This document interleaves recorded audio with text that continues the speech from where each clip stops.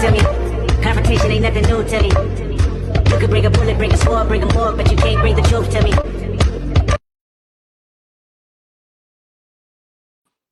Welcome back for another episode of Something for the Culture. I'm your girl Jazzy J, and we got a special guest in here tonight. I don't even know how to give this man a proper introduction, to be honest with you, but we got Born Divine in the building. Welcome to the culture. Peace, peace, peace. Pleasure to be here. Thank you for having me. Have you. Word. So look, let's jump into it because we got a lot to cover, and I want to get everything. Let's start off. Okay, for those who don't know you, you are heavy affiliated with the Wu-Tang. You've had your dealings and hands in their whole existence for a very long time. Could you take us back to when you guys met and how did that go? It was like multiple layers to it of how we met.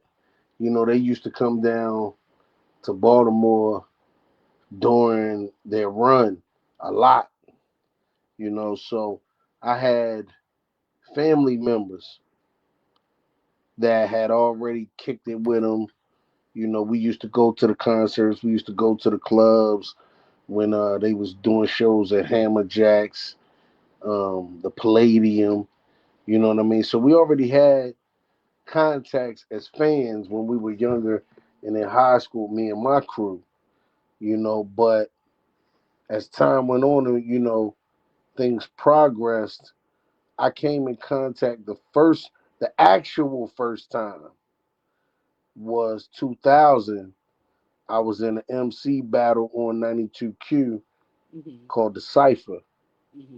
And I had won the battle because I was literally just coming home from the system. So I was on home watch or whatever the hell it is. And I jumped in the battle and I won. And Raekwon the Chef, Ghostface Killer, and Capadonna were the judges that night. So I kind of shot a shot. And at the end of my freestyle, Capadonna came in and started rapping. You know, and then when I was off a home monitor, I used to work for the Baltimore Arena, and I had a job on the sound crew, and I met Method Man in Street Life. I met Mobb Deep, Prodigy and Havoc, Little Kim. You know, we was backstage, and me and Street Life was in the hallway about to rap, and the police put everybody out. So because I was on the work crew, you know what I mean, being on parole and whatnot, I couldn't afford to lose the job. You know what I mean? Right. So I just kind of moseyed on out the way. And then in 2005, Capadonna met my business partner Kareem Allah, who linked me and him together. And then from there, things progressed into, you know, this roller coaster ride I've been on for over 2 decades now. Okay. So, Wu Saga, because you made a cameo in the Wu Saga. Tell us about that. You know, that was early in my career when you know, I wasn't fully acclimated into the Wu-Tang culture yet. So it was like in the very beginning, I was kind of still like my foot on the line between chasing music and being in the streets still. So it was in Delaware. You know, they had the camera out. I really didn't think nothing of it. I just kind of thought, you know, we having fun. They filming, you know. But we did a live performance. We might have been on the stage for a good 2 hours. So what ended up happening was Cap did a 45-minute set, and then he put me on the spot for like a 45-minute set, and we was going back and forth, damn near song for song, and it was one of the best performances and best nights that I can remember of touring with him, honestly. So it made the movie, and I was just grateful to be a part of the creation itself, which is streaming on Tubi right now for free. Hmm. So you also had dealings with Papa Wu. Tell us about your relationship with him and how his death has affected you. Man, that's a great question. Papa Wu, he mentored the whole clan. So when I met him on tour with Capadonna, he began to mentor me with the knowledge of self. And then we was in Cali on a tour, and me and Papa Wu spent a good 3 weeks in this mansion. It had the indoor pool, the sauna, the workout room, a pool table, chessboards. Like it just had everything in it, and you couldn't get up to this mansion without hitting the code and the gate opening or somebody or pressing the button and somebody calling down and letting you in. So it was a real. This is my first time in a house like this. You know what I mean? So being from East Baltimore, stuff like that was amazing to me. But to top it all off, we had the outside gas grill. Pop used to put the big slabs of salmon on there, eggs, hash browns. Like every morning, I would wake up. Pops was cooking on the grill, smoking a nice little J and shit, because he smoked J's. And I come out there, we build on the knowledge of self, eat, bust a workout, play a game of chess, you know what I mean? And just building on the knowledge of self. Pop was a major influence for me because number one, he's the older God and he got a lot of knowledge, wisdom, and understanding. And number two, he's a conscious man, you know what I mean, on all kinds of levels. So when he give it to you, he just give it to you raw and tell you what it is and tell you what it ain't. And he really show you the meaning of understanding yourself. Because you can't really understand anything else in life without understanding yourself first. A lot of things pertain to yourself and how you view things and how you receive and how you give. You know what I mean? So Pop really was a big influence on me, and the way his passing affected me, it's like losing your father for the second or third time. I lost my stepfather, I lost my biological father, and I lost Pop at the same time, like around back to back. So for me, it was pretty devastating because when those times when I need to call and get that clarity that I might not see clear, then I don't have that individual there to give me a deeper understanding. So it really affected all of us, the Yeah, entire clan, a lot. yeah. It's funny you say that that you lost a father because um, when he did pass away, um, I had Judah, Dungeon, Menace. They all came up here and spoke about him, and every last one of them said the exact same thing that you said here. That they lost Right. a father, they lost a piece of them. It's kind of like they're a little bit lost now without him in the picture.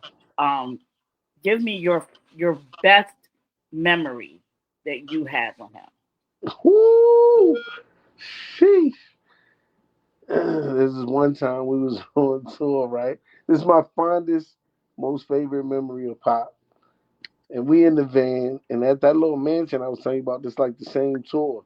Hmm. We was going back from Cali to Arizona, and we're in the desert. We like in the middle of the desert.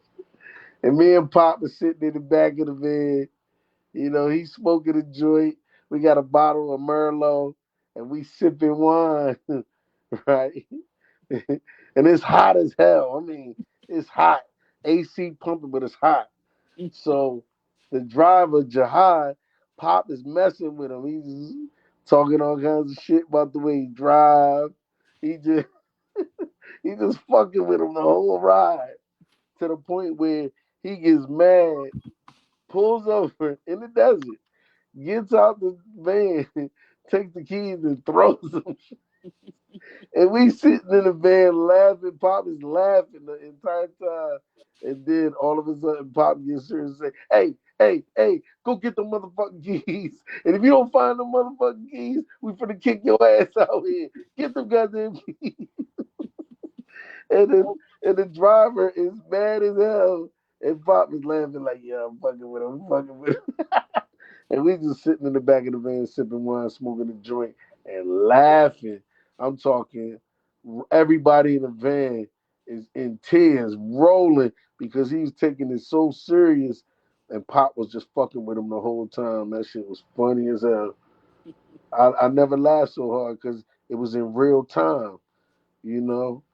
Yo, shout out to Judah, shout out to Menace, shout out to Dungeon, shout out to Pash Management, you know what I'm saying? My sister Passion and LaShawn. Yo, shout y'all out, Word is Bond. And shout out to everybody who was on that tour. Iron Sheik, Jihad, Capadonna, DJ J Saki, you know. We had a good time, man. That's my fondest memory of Pop though.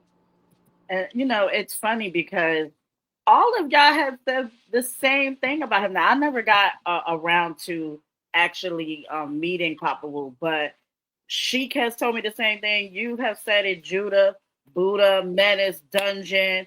Y'all have all said the same thing. That this man was comical as hell. Man. Being that that you had such a great relationship with Papa Wu. Do you guys think that his passing has made you guys closer or what? I mean, I don't know if I could say that's what made us closer. I would rather much say that our interactions with each other has made us closer. Pop was a major factor in all of our lives at different times, and none of us was together as far as me, Dungeon, Menace, you know, everybody, Judah. You know what I mean? We wasn't in each other's presence like that. But what Pop taught made us locked in. Mm-hmm. You know what I'm saying? No matter what, come hella high water, something, love hella right is bonded us because Pop touched all of us with the most powerful information. If you my brother and I can't go through hell with you and we can't come out right and exact at the end, then you never really was my brother. So because we all consider each other brothers, we riding with that. Like that's our baseline. We gonna ride with that. You know what I mean? And it's just real like that. For as long as I've known those brothers, they always been real. They always been solid. And if it ain't broke, we not trying to fix it. We trying to keep it 1,000 all the way to the grave site. You know what I mean? So Pop instilled the same thing in everybody. Our unity is more powerful than a nuclear bomb. Amazing. So being that you have been around for decades, um, how do you stay motivated and inspired to continue to create music? Man, life experiences and watching my boys win. When I see the clan win, we all won. We all won. When they go up and I see any one of the clan members slam dunk like the Knicks, I know I'm on the bench, but we winning though. And you gotta love your home team. You know what I mean? It's Mm-hmm. like if you don't look out for the home team ain't gonna look out for you. You know what I mean? And then you never gonna get that spot where they just call you on the court and you could shoot your best jumper. You know what I mean? But at the end of the day, teamwork always gonna make the dream work. So as long as we somewhere on the same page, we ain't gotta be on the same line, but if we on the same page, we gonna win. No, that's right. I know that you used the analogy with the Knicks. Now, where was you at when they won that game? Oh man, I ain't gonna lie, I was at the bar watching it on the TV, and I was zapping out. I was the only New York Knicks fan in the building, What? and I was loud, and I was East Coast. You know what I'm saying? All the way live Oh by God. myself. Who was the rest of the fans? Were they Spurs fans?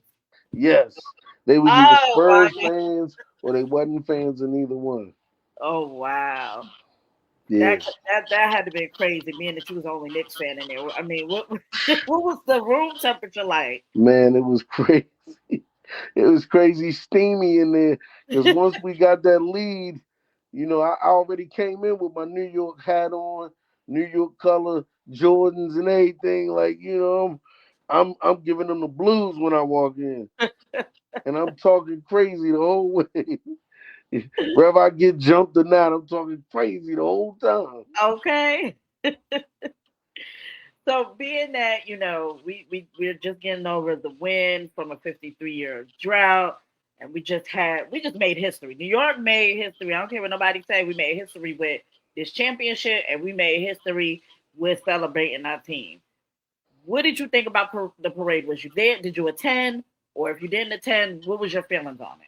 I mean, I'm in the Midwest right now, so I wasn't able to attend. I would have loved to, but like I said, when I seen my boys come out at halftime, game 4, I said, "Oh, we got this." You know what I'm saying? My Mhm. Jesus came out, turned the switch up, and we finna win this. So at the parade and everything, I felt like from what I seen of it on the media, Mhm. that it was a great thing for the city, and the city needed this win and this interaction with each other because it expresses the unity Yep. of the people. Yep. And if we can come together for basketball, then we know for the right cause we can come together for anything that pertains to our well-being as a whole, Exactly. which is what we should be focused on in today's dispensation of time, because the things that's going on abroad Mm. should concern us more than anything, Mhm. even the fact that the Knicks won. How Mhm. about us as a people win? Listen, you speaking to the choir because I feel like I said, this is not only a win that we needed. The last time New York has been together and on the same page like that was in 9/11, and I was there for 9/11. Right. I was there through all of that when the planes hit, and even let's rewind it back a little bit because there was a little things that was leading up to 9/11, the blackout that nobody talks about when they Mm-hmm. had shut down the city for we was out without water for a couple of days, all of that. Right. Um, and we banded together. People was helping. Everybody was, you know, brother and sister, no matter the color or what, because New York is a melting pot.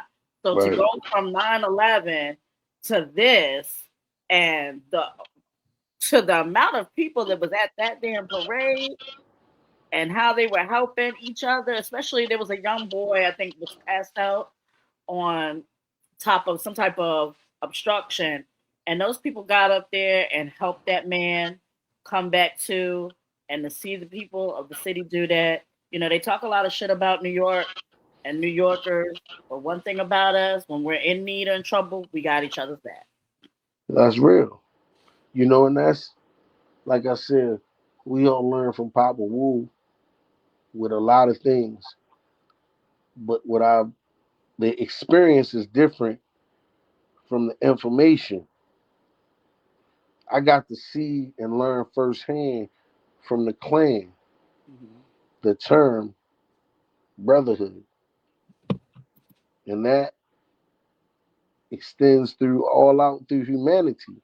Mm-hmm. Womanhood, sisterhood, brotherhood, it encompasses everything because they was able to set all differences aside and come together on a commonality and go all the way to Rock and Roll Hall of Fame. Like, some people look at it on the minor, I look at it on the major because it's a testament to history itself, especially according to our people.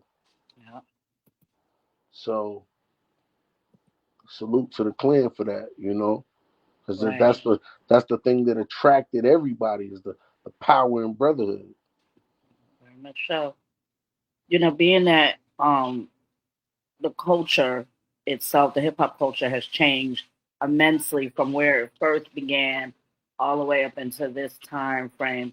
And it's probably going to evolve and change some more as we, move forward in future years. How do you feel like you adapted from back when you started to now? And how do you think that you're going to adapt going forward? Um, I can't say it's adaptability. What I can say is accepting what is and what ain't. Mhm. You know, in order to stay relevant, you still got to be true to self. So you make your music the way you make your music because that's what makes you unique as an artist. So what I did was I'm in my lane with the same message. The beat might change, but the message still there, you know? And then in my evolution, I stopped being a rapper. In my evolution, I became an author, not a rapper. So when a Mhm. person addresses me, yo, Born Divine, he's an author or he's a writer and not just a rapper or MC or artist, All you right. Well, know? let's build on that. But okay, because some people it might get misconstrued what you're trying to convey here as far as being an author and a rapper. Break it down for them in layman's terms. Okay, in the culture of hip hop, rap is something we do. It's not the culture. The culture is based on multiple different elements. Hmm. You know, the culture is based on community. Hmm. It's based on growth and development. It's based on solution to the problems that we face. Hmm. It's based on the elements of hip hop, DJing, MCing, Hmm. breakdancing, and graffiti. It's Hmm. based on different elements that make up the culture. But as a writer, you also can write other things, songs, books, uh, greeting cards, Hmm. movies, screenplays. Hmm. It's whatever inspiration you get to bring that painting out because it's just like painting a picture. And all of those facets, you can do that. But like I said, rap, that's something we do. That's a part of the main elements of the culture, Hmm. you know. So that's the difference of what I'm saying. As a writer, I might not rap for 2 years, but I might write a book, you know. And from a business standpoint, I'll be saying, don't limit me and put me in a box. Hmm. I'm not just an artist. I'm not just a rapper. I'm talented. I'm gifted. These are gifts that the Most High bestowed upon me. So when you see me, every picture I paint might not be the same. So it ain't for everybody. You might not like it, Right. whether it's with words or with my pen. Just respect it as something I do, Right. you Now, know, I noticed that you had said earlier, be true to yourself when you do your music. So, how do you incorporate your personal experience and emotions into your own music? because when I started, and this is a part of never forgetting where you came from, I recognized that my bars and the songs I was writing was about me and my life. And that life was based on trauma. If you look at every rapper, they rapping about trauma for real. Yeah. You know, selling drugs ain't a career. Right. It's a product of trauma Hmm. because you was pushed in a position to have to sell drugs. That's trauma. Right. They rapping about what they doing now that makes them feel good. If that's money and cars, if it's women, if it's private jets, if it's trips to islands, whatever. That's what you feel like is gonna make you feel good after all the trauma you endured. Mhm.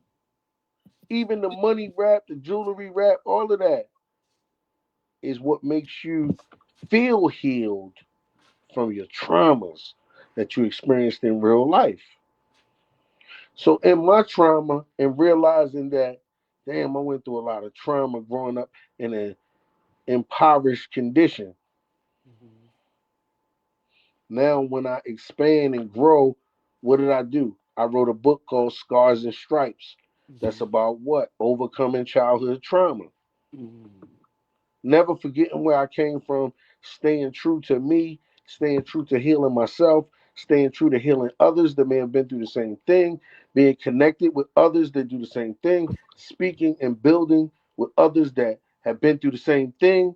Now we have a community, and that community is based on healing and overcoming the trauma that we rap about, sing about, talk about.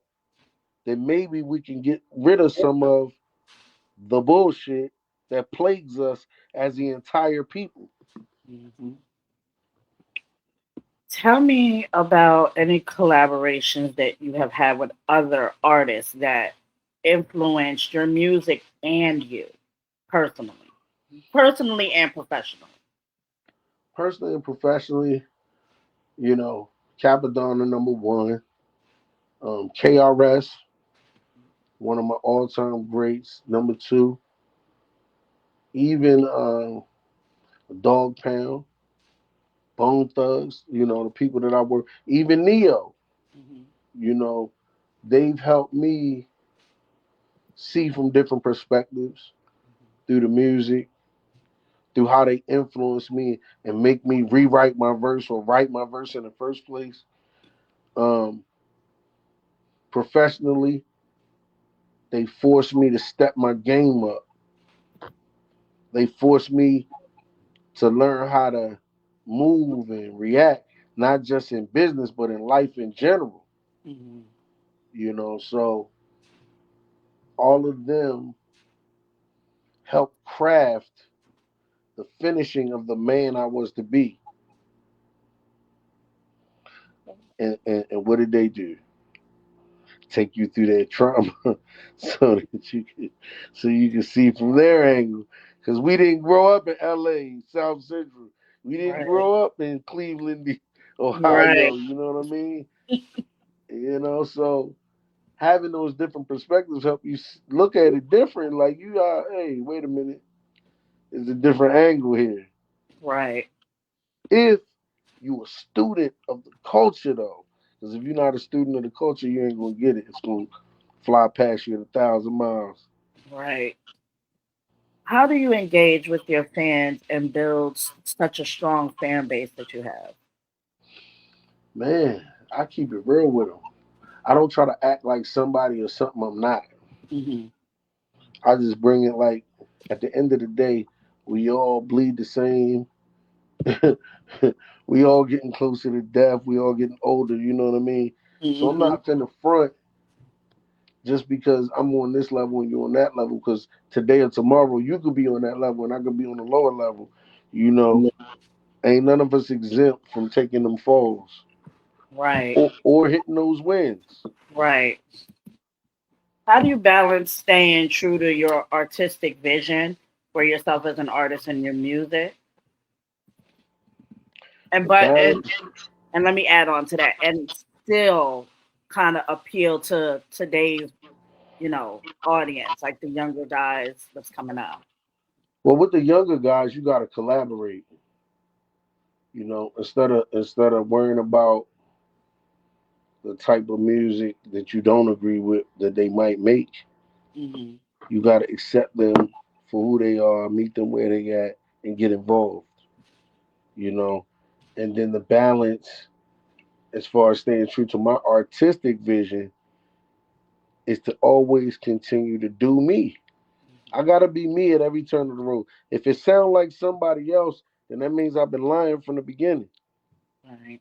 If it ain't me, and I'm talking about my growth and development into the me that you see, if I'm not progressing like that, then it's a facade. It really is. Tell me your Funniest memory of you being on tour. Woo, that's a great question.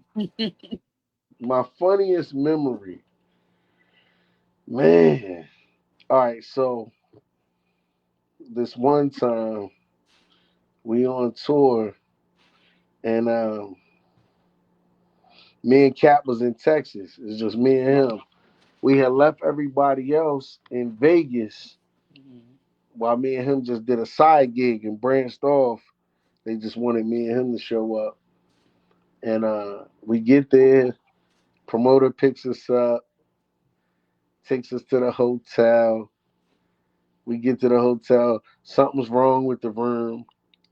So we still like in the lobby.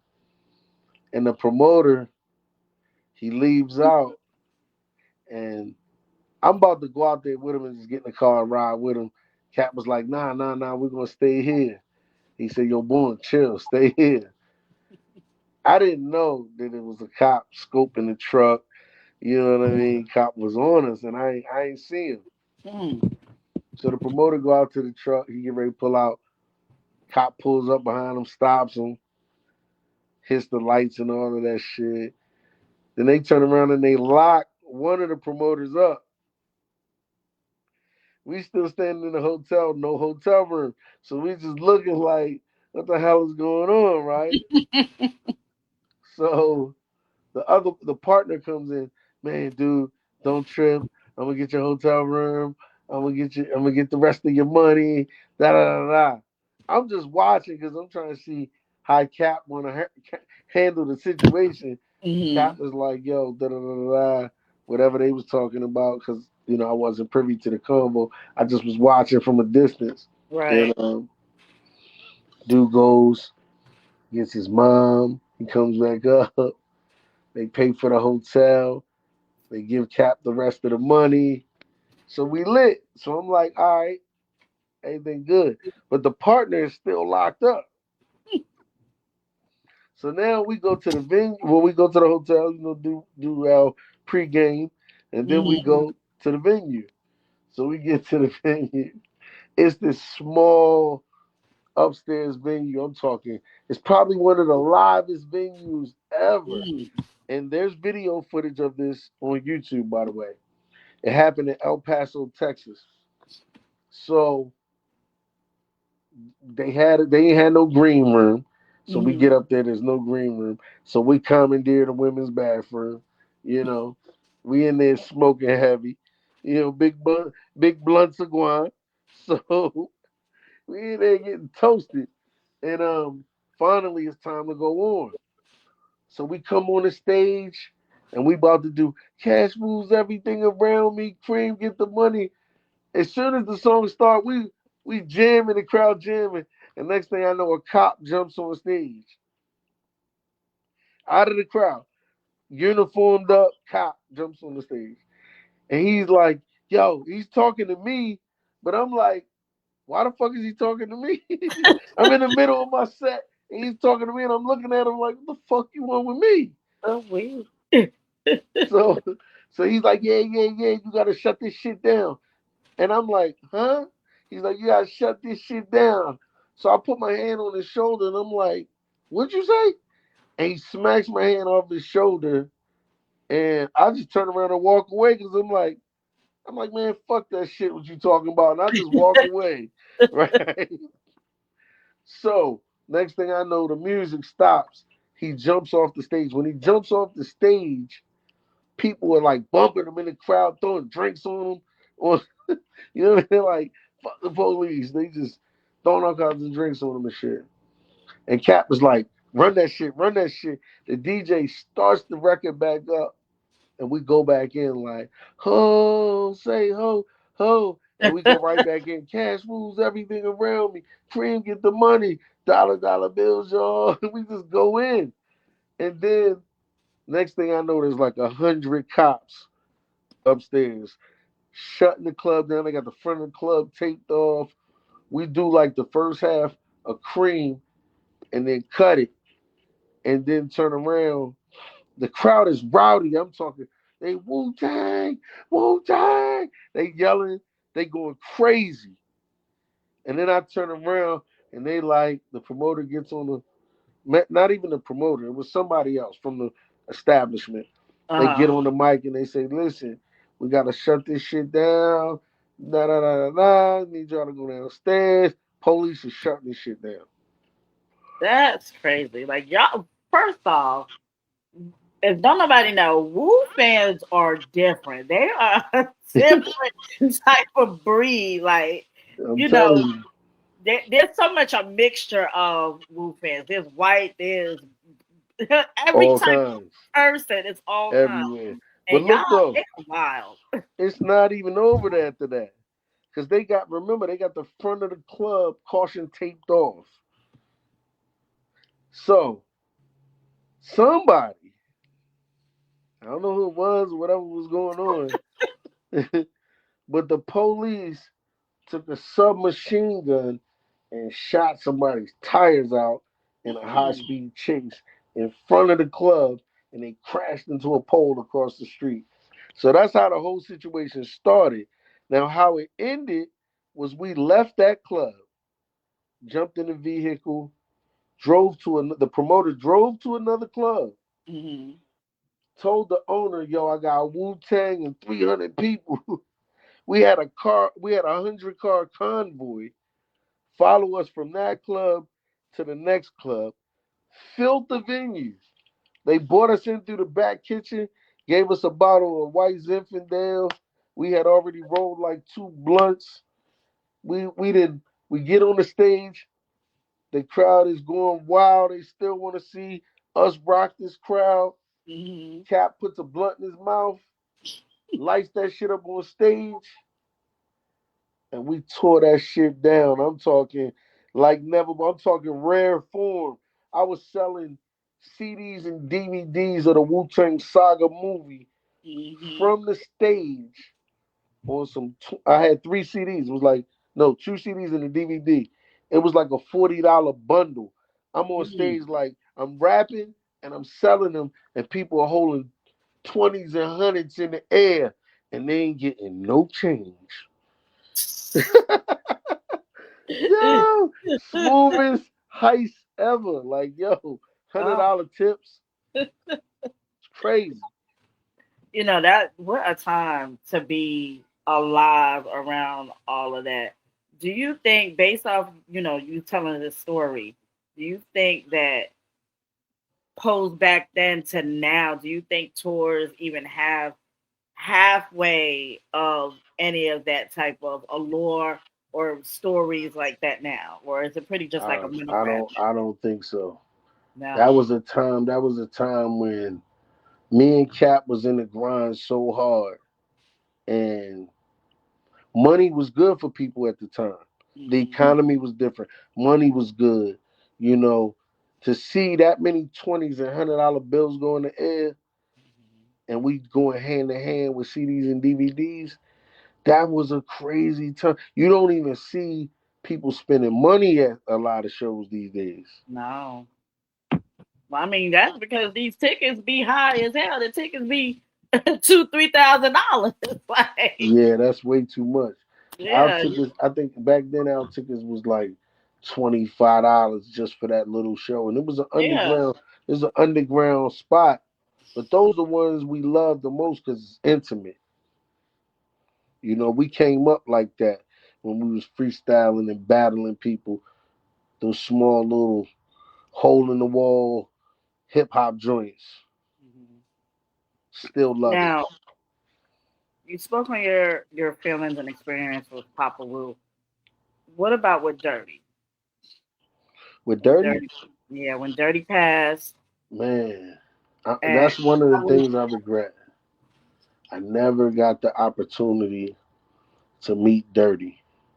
I came in like literally right before Dirty passed because I had his obituary when Cap left B-More to go to his funeral.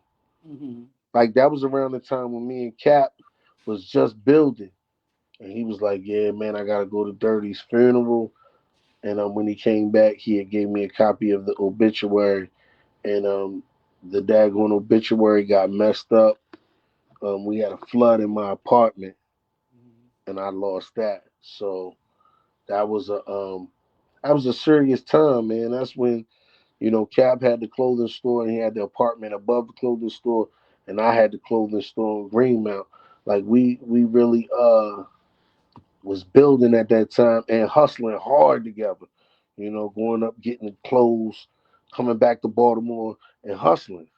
Mhm.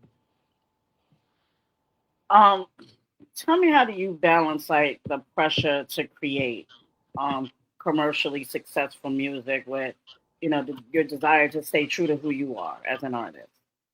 Oh, it's no pressure for me because I've been independent from the start. When I came in as Cap's business partner, as one half of the Better Life Movement, Hmm. LLC. And then from there, he started GLF Entertainment and I started Indie Boom Music Group. So Hmm. we've both always had our own platform, so I'm always in creative control. Okay. Can you tell me any challenges you have faced as being an artist, like in terms of like dealing with diversity in the industry? Diversity, I haven't had any issues with diversity. I like diversity. It's like a true investor diversifies his portfolio. So I Hmm. move around pretty good on that note.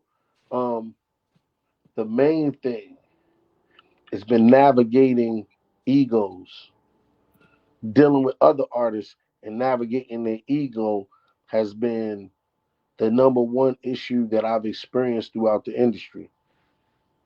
Because everybody want to be or feel like they the top dog in whatever you're doing or they the best, and that's good healthy competition. But when the ego is unwarranted,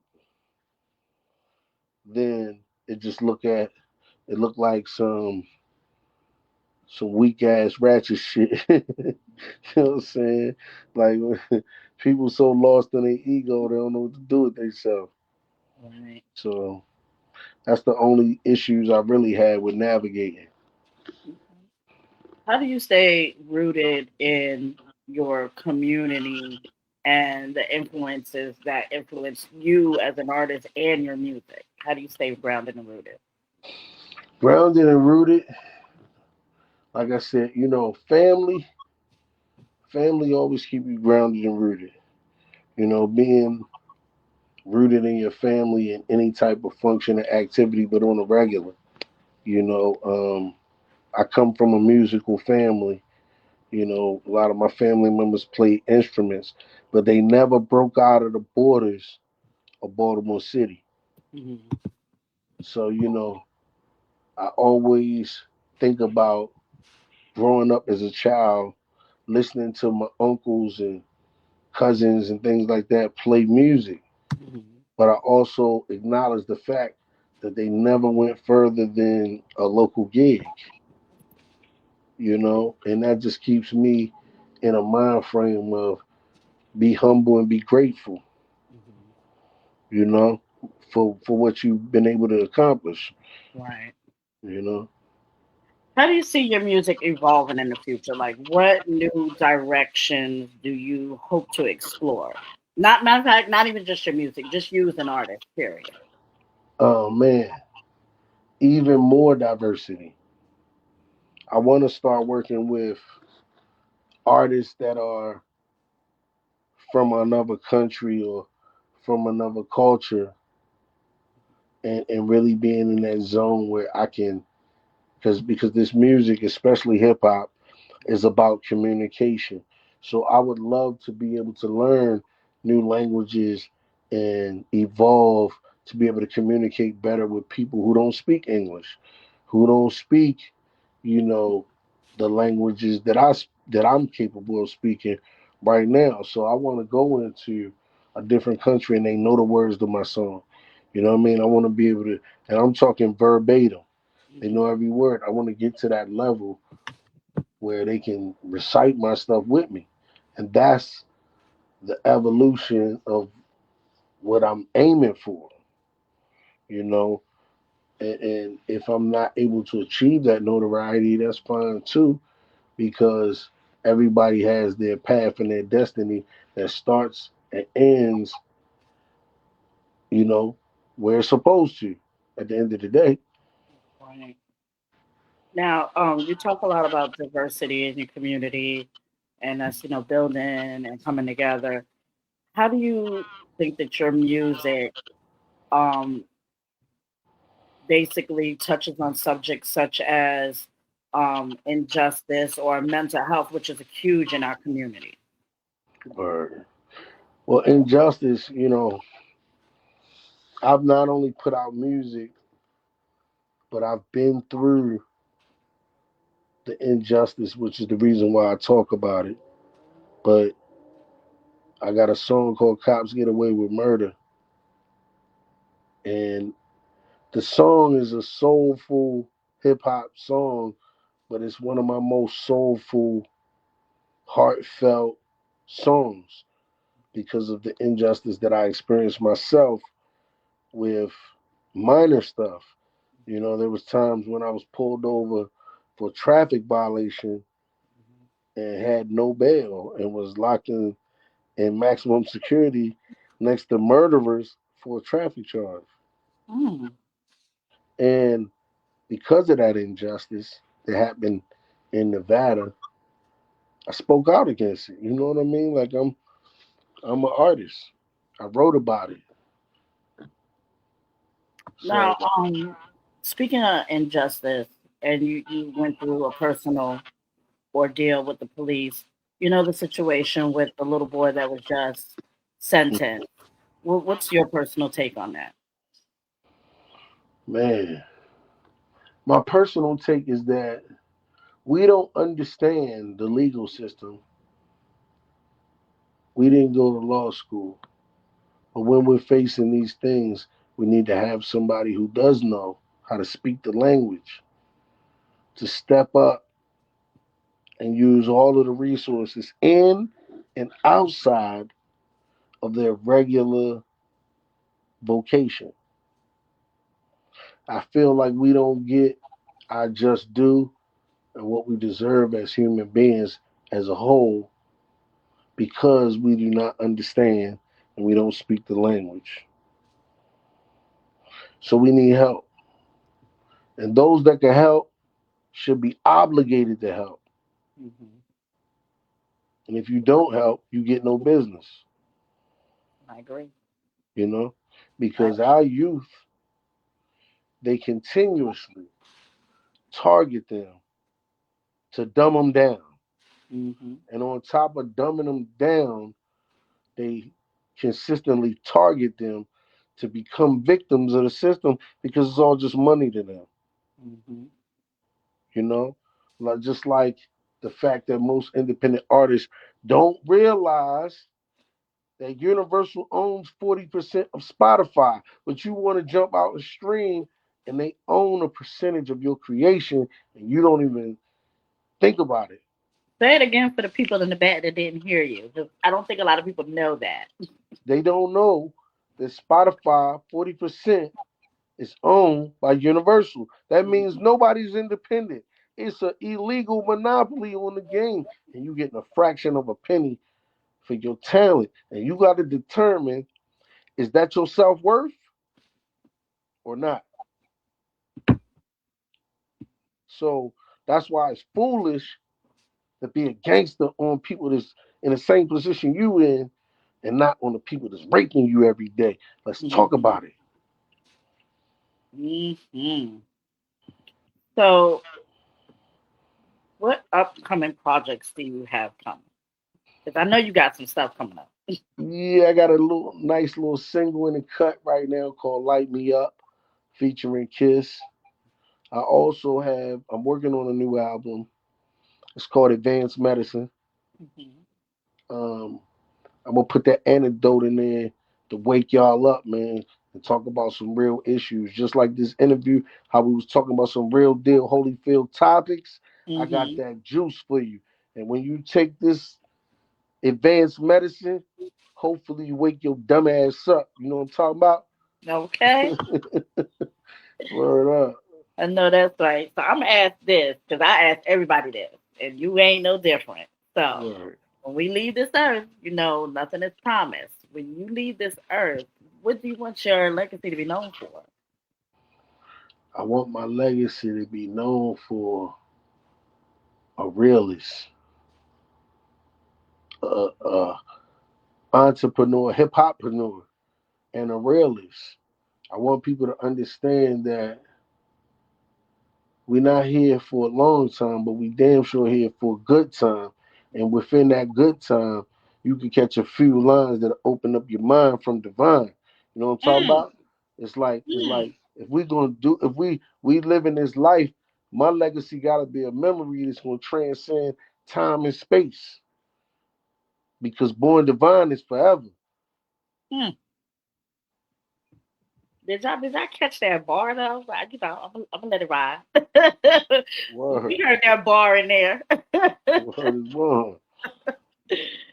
So last thing I want to ask you, and then we're gonna get out of here. Your name. Mhm. How did your name come about? My name was given to me. And to whom much is given, much is required. So it's power in a name. When somebody gives you a name, it's your job to live up to that name. So my entire attribute is Rauf, born divine Bay. You know, the Bay is from Moorish science and the Moors of Moorish Science Temple of America. Born divine is the nation of the gods and earths. Rauf is from the Sunni community. It means compassionate. So my full name is compassionate. Born means to be complete or exist. So the compassion exists. Divine means the highest. From a higher level, it also means of a spiritual source. And Bay means governor. So I govern everything with compassion. Because one who claims God can't live like a savage, number one. Number two, one who claims God also has to deal with everything in the universe equally. And in order to do that, you got to have compassion on those who are weak or ignorant from God's perspective, which means you have to come from the love of God and not yourself, because man is a selfish being. I know that's right. Listen, I'm you up here teaching, and I'm up here loving it. I'm soaking it all in. You know what? I'm gonna have to have you back with Iron Sheik because y'all two together. That's Woo, my boy. That's my woo. boy right there. Like one thing about Sheik, Sheik don't play about that knowledge. At all, not one bit. But Word. yeah, so I'm gonna let you have this time to give any shout outs, anybody recognition that you want to speak on. Man, first and foremost, shout out to my OG Capadonna, RIP Papa Wu. Shout out to Wu-Tang Management. Shout out to John Moot. You know, I appreciate all of the opportunities. Shout out to Wu-Tang Radio, Shamika Bottom, the whole team. You know, shout out to Pash Management. You know what I'm saying? My Ace Boom. You know what I'm saying? My sister, Word is Bond, Passion. Shout out to LaShawn. Shout out to Judah Priest. 144 chosen few, you know what I mean, records. Shout out to Dungeon Master, Minnesota Be Easy. Shout out Mm, to my whole Brooklyn Zoo camp, Buddha Monk, Chi King, everybody. Shout out to Prodigal Son, word up. RIP Power, you know. Shout out to the whole entire clan. Shout out to all of the fans. mm, Every last one of y'all, man. Shout out to Indie Boom Music Group. Voice of the Streets radio show. Shout out to Anita down in Texas. And most definitely, shout out to all supporters, radio DJs, and all that's been holding it down for us, you know, for decades. And definitely shout out to you, Queen, you oh, know, yeah. up the culture, you know. Shout out.